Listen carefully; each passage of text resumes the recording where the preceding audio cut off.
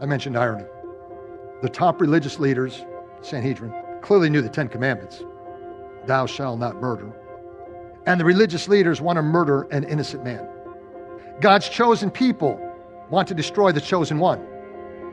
To get what they want, the Jews will submit to the Gentiles, stay with me on this, and desire the Gentile form of government because Jesus did not oppose the Gentiles.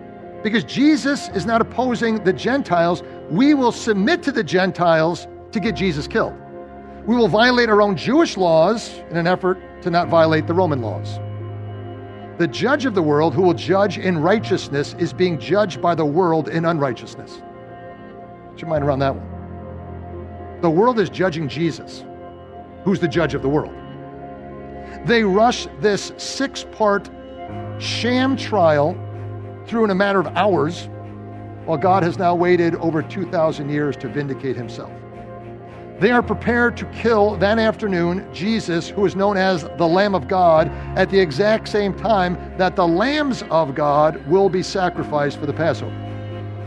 More irony, the true king of the Jews would be determined to be without fault by 2 wicked men named Pontius Pilate and King Herod, who, by the way, King Herod was the guy that beheaded John the Baptist. And then later acknowledged to be a king, Jesus, when you come into your kingdom, remember me, by a criminal, as Jesus was crucified between 2 criminals.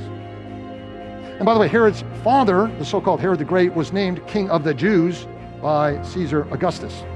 And now his son will reject the true King of the Jews. When you consider the irony of these events, it only stands to reason that only God can pull this thing off. How about the irony of using the power of darkness in the worst possible way to bring light in the greatest possible way? To take the worst day in the history of the world, the Son of Man was killed. The worst act of injustice, murdered, tortured on a cross, killed your Messiah, nothing worse than that, but yet we celebrate that day as Good Friday. A murderer named Barabbas is set free while an innocent man named Jesus is murdered. Many will demand Jesus' death.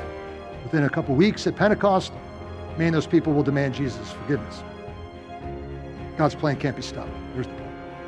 Regardless of what the world, the powers of darkness, satanic realm try to throw its way, it can't be stopped. It's a plan of righteousness, and it's a plan that will win in the end. The question for all of us is, whose side are you on?